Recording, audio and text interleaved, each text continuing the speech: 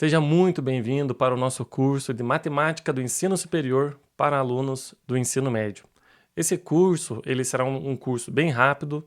Eu vou repassar com vocês alguns pontos de mais atenção da matemática do ensino médio na primeira aula e posteriormente eu vou introduzir com vocês a matemática do ensino superior, que é geometria analítica e cálculo diferencial e integral. Então vamos lá para a nossa primeira aula. Essa primeira aula ela vai ser uma aula de introdução, então eu vou falar para vocês de um aspecto geral do que vai ter nessas próximas aulas. Serão poucas aulas apenas, justamente para a gente não ficar parado muito tempo nessas aulas, para que a gente possa focar depois nas aulas de física em si. Bom, a nossa aula é uma aula de introdução e eu vou responder algumas perguntas aí para vocês, para a gente se situar, e também são perguntas que talvez vocês possam ter aí na nossa aula de introdução.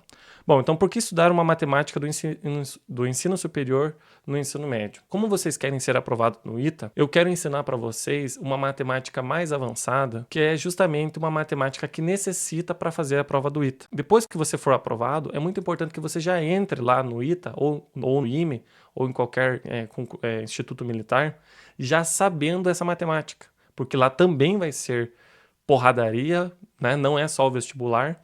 Então já é bom que você já saiba de antemão o que é uma matemática mais avançada. E como a compreensão da física muda? Bom, com a matemática adequada, nós vamos entender as definições e os cálculos e as deduções da física mais fácil.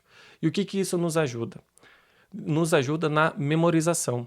Porque quando a gente entende passo a passo todo o processo e não apenas aceita ele, você memoriza melhor, né? Porque quando você entende o motivo daquelas demonstrações e é mais fácil de memorizar as equações. E também, caso você esqueça, você consegue demonstrar ela rapidamente na prova com essa matemática. Cada vez mais o ITA cobra questões mais avançadas. Então, é natural que o ITA cobre uma matemática mais avançada porque está ficando cada vez mais concorrido, os números de participantes está aumentando e as vagas são limitadas. Então é muito importante você se preparar bem para essa matemática, e o nosso curso de física ele vai ser todo baseado com a matemática que eu estou trabalhando aqui com vocês, tá? Então é muito importante que vocês saibam a notação de vetores, saiba calcular limites, derivada e integrais.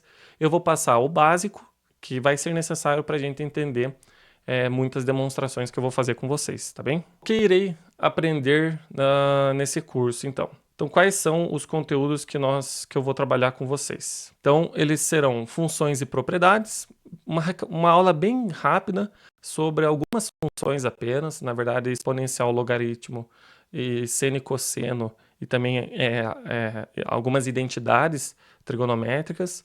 Então ele não vai ser um curso focado para trabalhar com funções, mas eu vou trabalhar com essas em específico porque talvez precise para eu trabalhar com vocês futuramente, tá?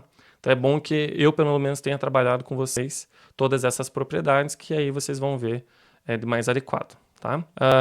Então nós iremos aprender a trabalhar com operações com limite. Então nós vamos calcular limite. Então o cálculo de limite ele vai ser bem direto, só para a gente poder calcular e para vocês entenderem o conceito de muito pequeno e infinito, né? Então valores muito próximos de zeros e valores muito grandes. Então esses é o que a gente considera como infinito e zero, tendendo a zero e tendendo a infinito. Então vocês vão entender esses dois conceitos. Vou mostrar para vocês também como que calcula derivada. Aqui nós iremos aprender todo o método de cálculo de derivada, então vai ser bem importante.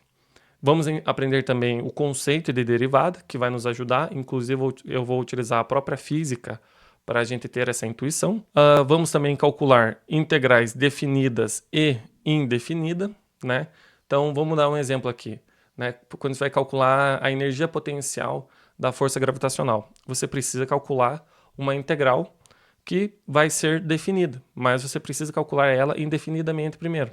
Primeiro você calcula a integral indefinida e depois definida.